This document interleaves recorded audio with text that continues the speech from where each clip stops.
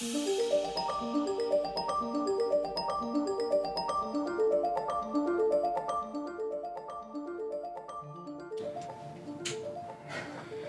live. You're on it. Everything you say from here on out Can be edited. Now, like I told you, Ruffy, it's great to have you here. When we went the first time, we did it virtual. You were watching. Partially the reason why I love you, but was just absolutely disgruntled, was you were watching tennis during the podcast. I'm pretty confident. Do you remember that? I do. Yeah. So, Yeah. you want to take me through that mentality pre-start? Well, yeah, it was my first time just like kind of in a recording setting with you. Normally we just walk around in the outfield and no one can hear what we're discussing. And Fair. So That's fair. But that time we were recording. Some background. That's true. You needed some tennis to support you. So I needed to focus on something else. Well, how do you feel right now? I'm giving us some burn. I burned before. Yeah. I get some smoke. You feel it smells setting you in? good. It does smell good. Yeah. But do you feel your mind dialing in? Just, boy, do I. That air. Now I do. That air, fella. Uh-oh. How about that? That's First that blender of the can new be added recording. out. First blender. We got to get. Would you hold on to this for a second? Sure. This is the first time Steve McGuigan got this recording in there. So we got, you get the point. You get the point. Throw that over here. Give me that. There we go. Yeah. All right. We got Coach Ruf with us. He's in town. We just finished the lift. Now we're going to get ourselves rolling here. We got Rhett Hebig is going to help us with some questions, kind of coffee buzz style for a second. So how we do coffee buzz style is we don't know the question, obviously. I don't know what he's about to ask us, and you don't either. And then we have a few minutes to just kind of work through it. Sound good? Yeah, let's do it. Rhett, take us home. Okay, first question. From a life story standpoint, like you think about your life as a story and how, like, is there good, bad? What part of your life story do you think is the most important? The beginning, the middle, or would you say the end? And why? So the question is, what part of your life story is the most important? The beginning, the middle, or the like end? being who you are. Being who you are. All encompassing the book. Wow. That's a great question. And the way that Rhett kind of brought it home for us, for the listeners, is if you were like a book, all-encompassing, what part of the book, the beginning, the middle, the end, becomes the most important? The way I heard that is in becoming who you are. Did you hear it similarly? Sure. All right, well, you're the guest. All right.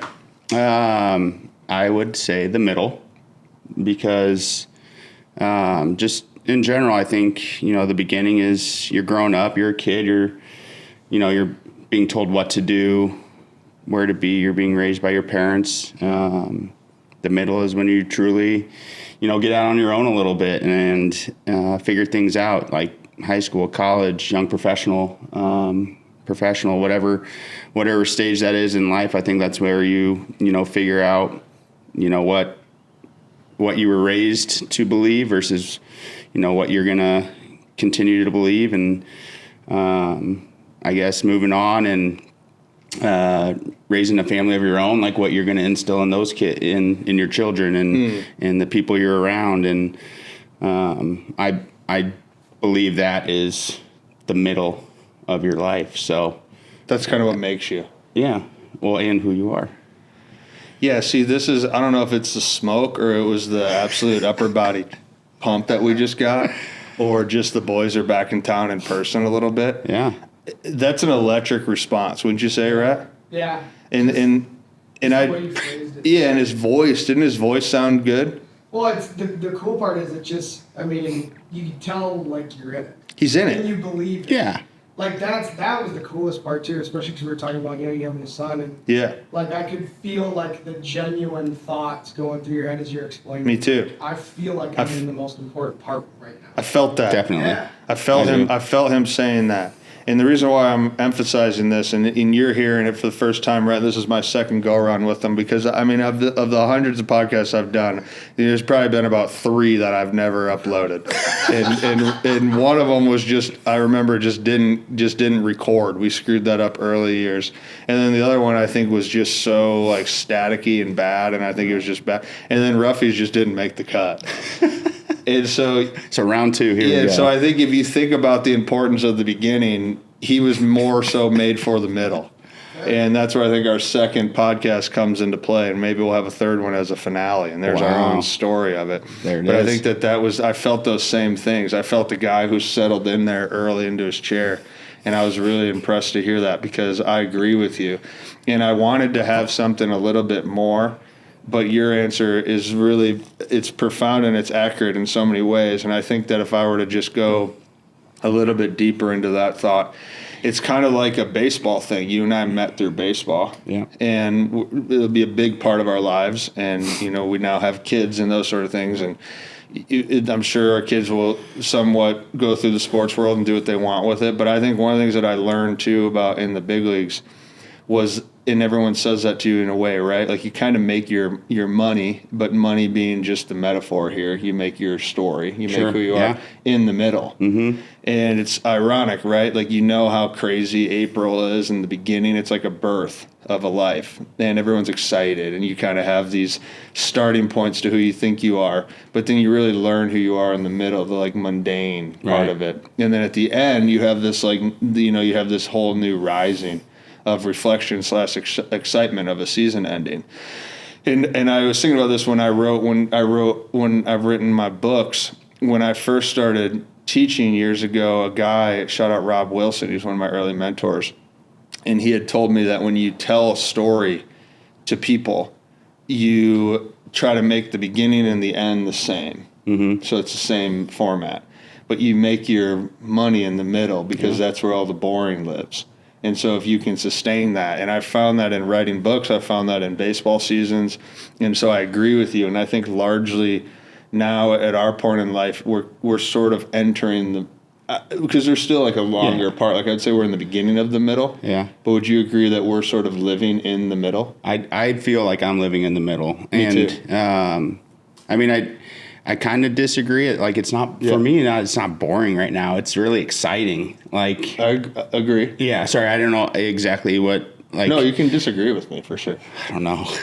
You've written 2 books. I haven't. So Yeah. Well, ChatGPT. oh, there you go. We do live and die by that Yeah, you don't at have the to Ruff think family anymore. household. So anyway, no, like just the day to day, the mundane, whatever that I feel exciting things happening in my life. Just with my 2 kids and just watching them grow and being able to impart wisdom into them and go through struggles with them, like what they're doing in school, how their friends are behaving, and trying to guide them through it. It's exciting for me and I think my wife as well sometimes. Yeah. Exciting for her,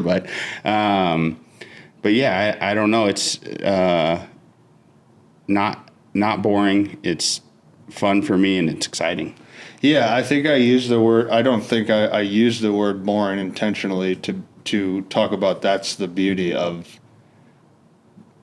in a material sense of success. Like if I were to see people who are really successful, they're obsessed with the boring. Right. Like they love the boring. And if you consider it boring and mundane and ill will, like dull, then it's something that you're not into.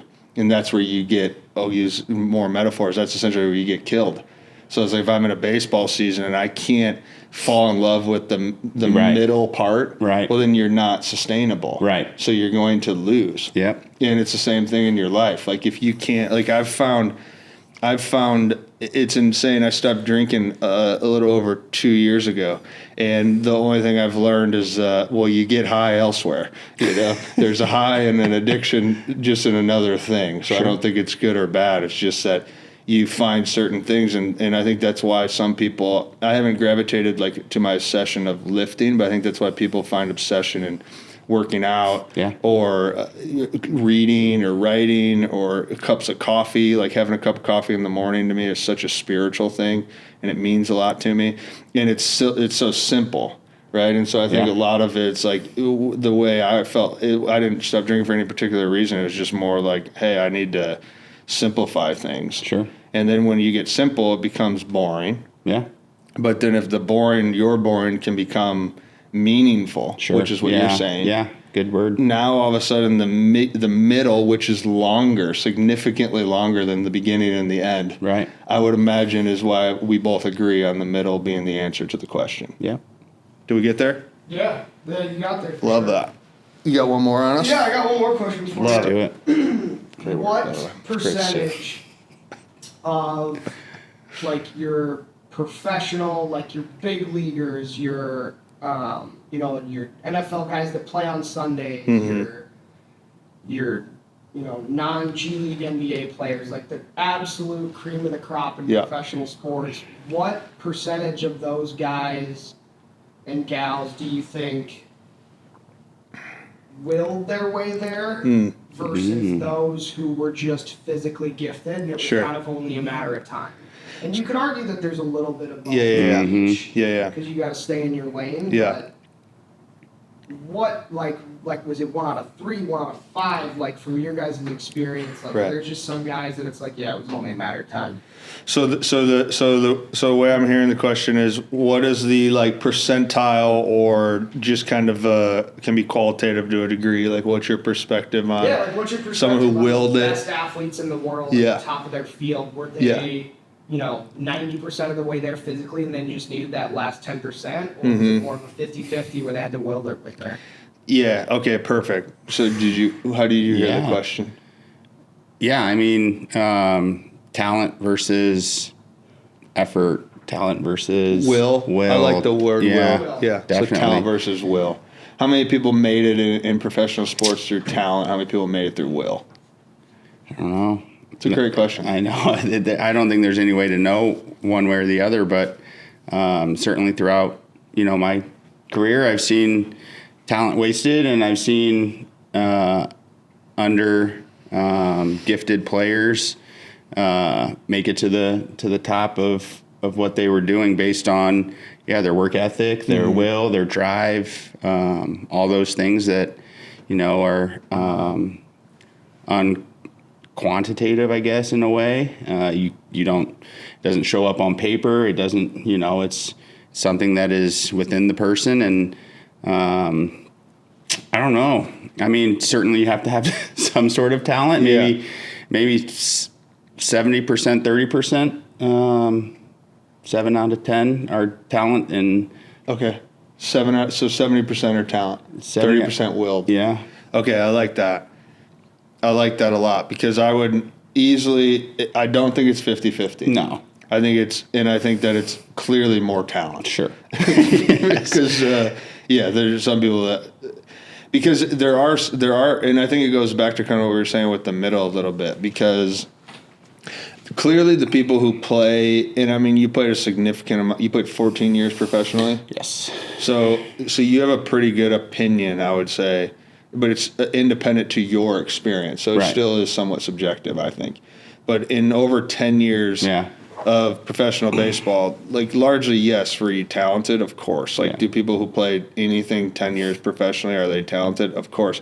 But I do think the scale flips a little bit. I'm going to go more of like 80-20. Yeah. So I'm going to say 80% of it, and I would potentially go 90-10 of talent over will. Because what I see majority, and I'm jaded because it's all the big leagues from like what I've seen firsthand experience.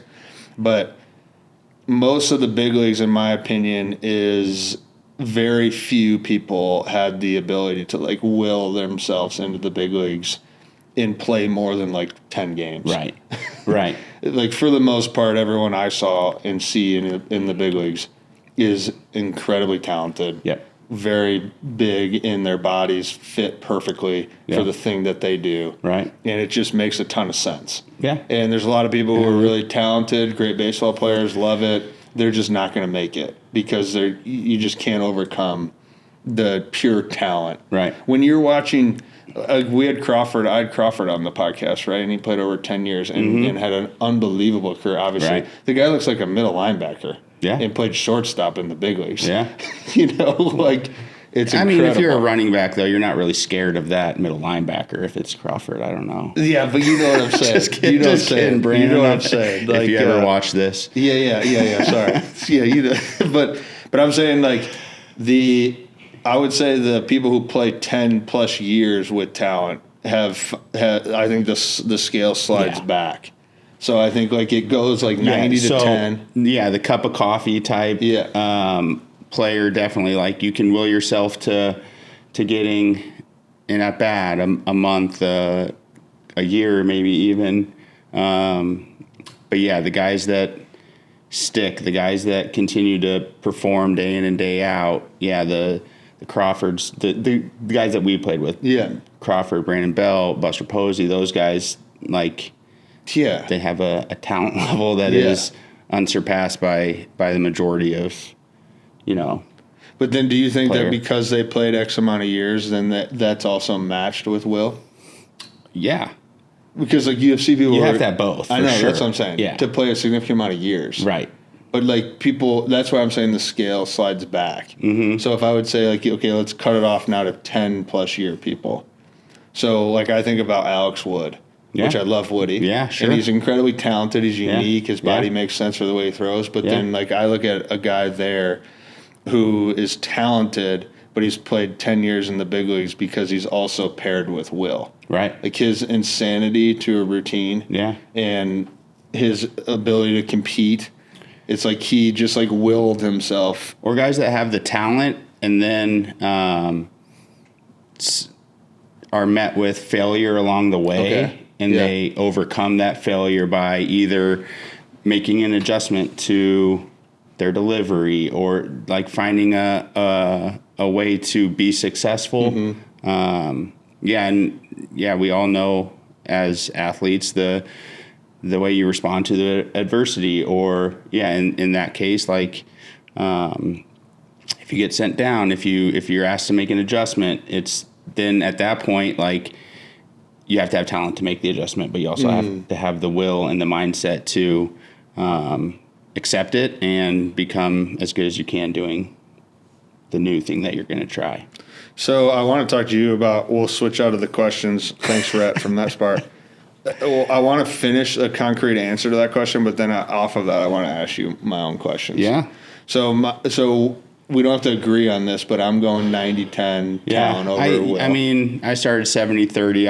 I'll meet you halfway. So we'll go 80-20 to agree. I'll go 80-20. Yeah, so we'll meet in the middle. We'll say 80% of his talent, 20% of his will. But then as you climb the ladders of adversity, the tough things, injuries, et cetera, the politics, the business side of it, then I'm going to go 60-40. Woof.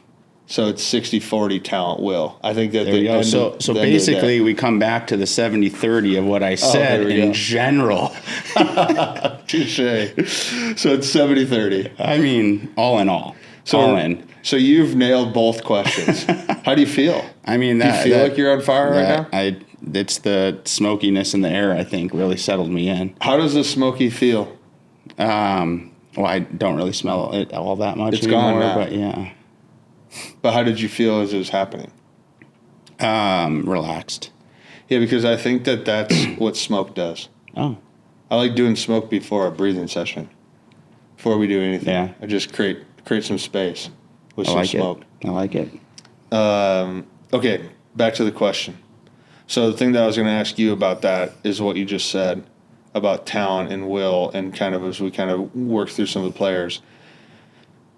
You are unique. You're unique in your pursuit because you played 14 years, 7 years of service time in the big leagues, 10 years with Japan, and you played in Korea. 3 years in Korea? Mm-hmm. Not any year in Japan? Nope. All on the same team?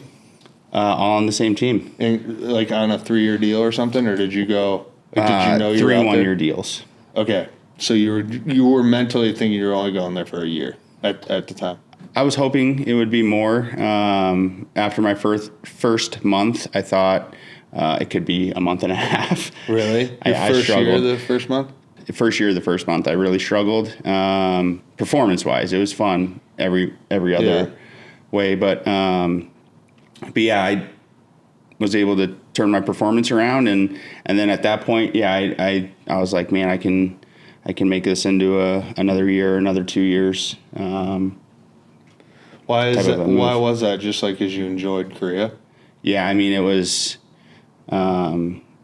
safe. It was fun. The atmosphere was awesome. My family loved it, and my family was there, which was important. And then it was fun because I think over here you can get so caught up in the reading what people think about you and social media and all that stuff. And when I was over there, I mean, that was the best part about it was if I had a bad game, if I had a good game, I didn't know if anyone said anything about me on social media, and I could let that part of what do people think about me, what do people like. Yeah. I didn't care about that, and it was nice to let that go. So that's almost a peaceful aspect, right? Very peaceful. Was it like that for the Korean players though? Probably not. Like, do you think? I think they were on a similar level of what guys feel here pressure-wise here, yeah, to perform. And since you've had a couple, what have you been out of the league for 2 years? yes, So you've had a little bit of time to process yeah. and reflect. What is like your take of that as an ex-big leaguer?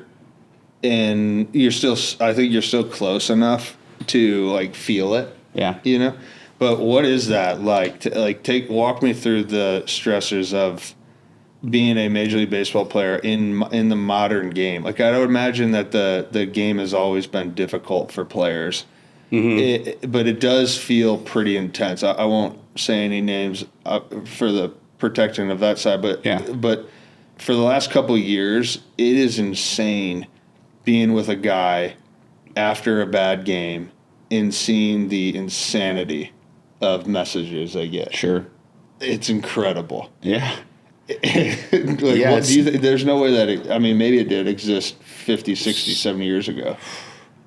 I mean, I can't imagine. I mean, I can't imagine. Right. But yeah, I mean, just knowing that people are brought up differently in life and deal with stress and deal with anxiety in different ways. I think sports gambling and all that stuff has played a big role in not seeing players as human beings. And thankfully, I will always have that perspective and know that failure is a part of sport, and seeing how guys respond to that and come back from it, and it's what makes, I think, sports so awesome. Yeah. But yeah, it's definitely nice that I've been able to, step out of that a little bit and not worry about, like I said, like when I was in Korea, not worry about what people think as much or judge me by how I did in one game versus the person that I am. Do you think that you still can love? This is tailored towards you clearly, but it's like, do you think that because we're in a youth baseball facility, high school baseball facility right now, and you kind of see the whole thing. What's interesting about the psyche of being a person who does you did the full loop, and now you're coaching collegiately, which is it's a cool loop. Like you've just done a lot of loops in the same thing. Yeah. Right. And then you have a kid that plays youth baseball too. So there's loops there, right? Yeah. And we kind of already talked about that with mentoring or sharing wisdom and your experiences. But you have a very unique perspective to a thing at a very, in not just in the country, international. Yeah. That's a loop. Yeah. Getting that in there as well. But do you think that in the side of seeing how we're raised in sports, because sports it's woven into the fabric of society, right? So it's such a big part of America in what we do and how we identify with things as people and families and traditions, etc. Yeah. And so you see, like when we come up through youth, you see the importance of sport in general for characteristics, and that's what it's sold to you as, like youth sports. And I'm pretty confident I think it was Pop Warner Football was like the first youth sports organization that kind of like branched out from like YMCA type stuff. Yeah. And I might be slightly wrong, but I'm not way off. I won't quote you on it. Yeah, don't quote me on it, but I'm close. But you could potentially quote me on it because I'm close. My point is that, that happened early on, and it was all programmed for what we're saying. It was like, how do you create the youth to have better team skills, Yeah. competitiveness, emotional behavioral control, all that stuff. And then you get into a position where you essentially become a character for society, and society gambles on you. And now we have social digital platforms where you can see the characters, and the characters are somewhat expressing their lives. There's media sources there's independent media now, there's major media, there's all this stuff. And then you get to that part of it, and it's like you can receive a death threat because you went 0 for 4. Right. And it's like, well, there's a whole new play of character, emotional stability here, right? Definitely. Yeah. No, youth sports versus professional sports, obviously, huge difference. Wildly different. But I'm just saying the transition. Yeah. Because as a person, you're doing the same medium, Right. but your transition psychologically, it inevitably changed, is in the same medium. That's the wild part to me. Does that make sense? Yeah. Yeah, it's crazy. Well, now you're supposed to go. I know. I don't know where to go from that, though. Just start talking. You think on a whole higher level than I do most of the time, but no, all the time, actually. So It's probably a problem. no, for it's me. not. I just, in general, I guess, going back to, just things that I'm trying to instill in my son and my daughter through youth sports. I like work ethic is huge, obviously. And like, I try to just get in the backyard with Henry and work 10 to 15 minutes a day, like not a lot. And then just let him be a kid too. Like let him play some video games, let him play with his friends, just do the things that kids should do, right? Like we're not going in the backyard and drilling out for an hour every single day because I want him to be a Major League Baseball player. Right. Like it's if that is what he ultimately wants to do, if he wants to play high school, if he wants to play and has the opportunity to continue to move up in anything, like the things that the youth sports world, I hope he gets out of it, are the positive things, right? The work ethic, the responding to adversity, the team building, all the things that you named, time management skills once you get to high school and college, and all those things that make you a successful person in the long run. So, what do you think makes you successful from the experience of being in the big leagues as an adult? Like, what are the lessons that you learn? Let's use the same frame of my question, because those are great. Yeah. Like you're learning that from youth, high school, college. Yeah. Beautiful. Yeah. Now let's transition. Let's go through the full scope. So now you think of you. You're talking to former you. Okay. You're coaching the guy who just got done playing. Yeah. And now you have the big leagues. You have all the stuff, the flip side of it. Yeah. What do you learn from that? Man. What morals do you take from that? I guess one of the main things, I guess, that's a really tough question, but one of the things I guess I would go back and tell young me is like, I guess don't worry about the outside influences as much. Try to make the people that are around you proud of you, your family, your friends.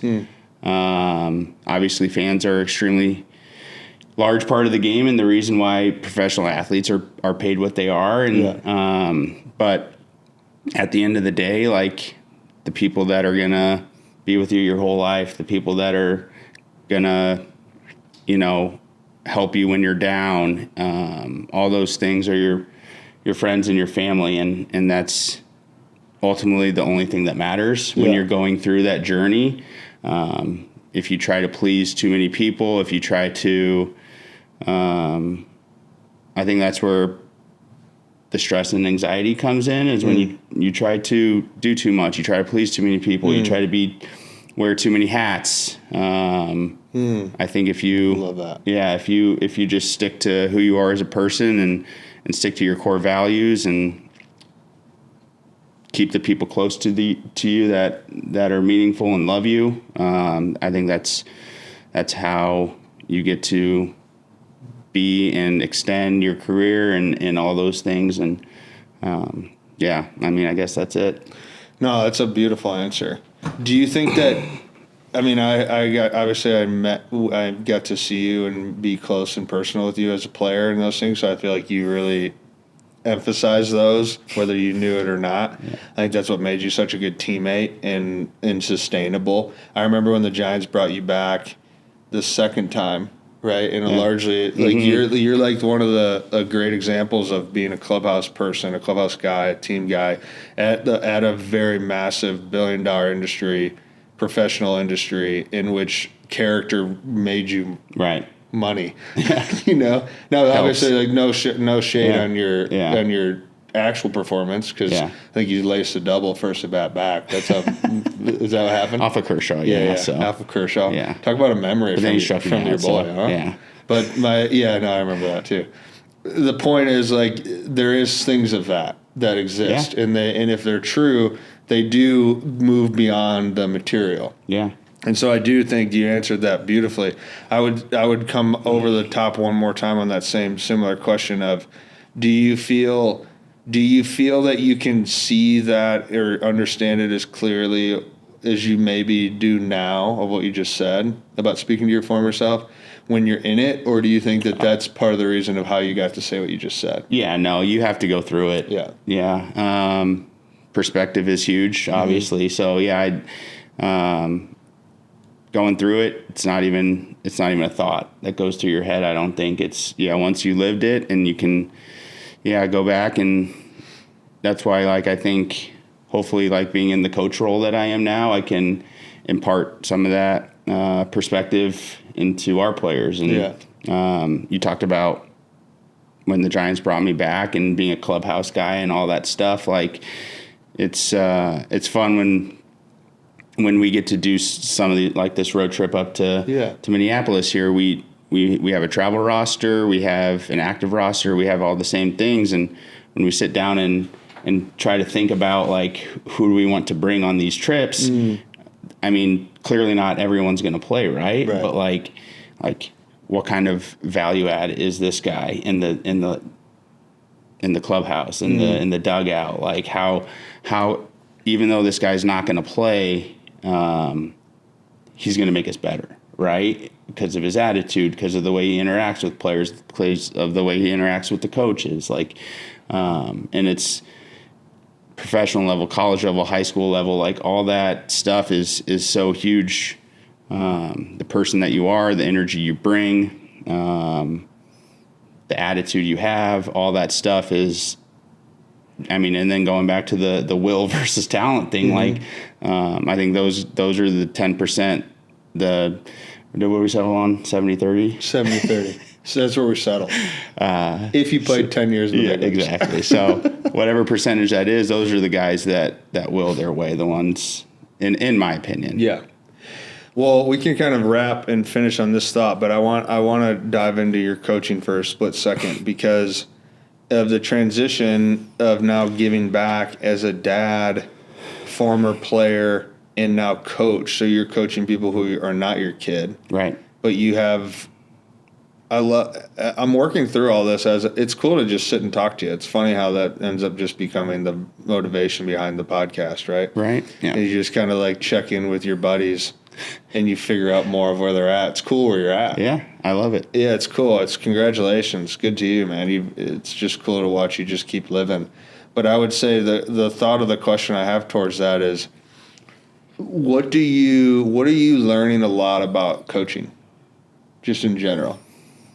Yeah, I mean, when I first started, I thought I'd just be able to kind of let them do their thing, right? Sure. And I am finding out that, like, they need direction. They need to be not necessarily told what to do, but guided here, guided there, on and off the field. And I mean, just in a role as a hitting coach, but like if they're dealing with something off the field, you want to be there for them for that. It's been more gratifying, I think, in a way. And then also, like, I've had to put myself in positions where I never thought, like, I would have to. Like, I had to grow as a person, and like I've never had to like get after someone before, right? Like I always had my coaches get after me a little bit, but like that's a good like point. Trying to, and then my demeanor is not one to yell or scream or even just like speak to someone that like in a way that might make them feel uncomfortable in a way. But we've had to do that a couple times this year, and I had to grow in that area. And but it's been really awesome, and you know our guys are fantastic, and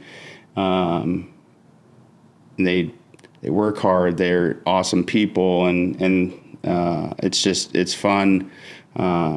Being on the coaching staff and watching the team grow throughout the season. I think one of the fun parts so far has been trying to like from game one to where we are now, like figuring out the pieces to make the team as good as possible, right? Like, is it this guy here? Is it this guy there? Is it like, how do we put this puzzle together to have everyone have the most successful year that they can and the team have the most successful year that they can?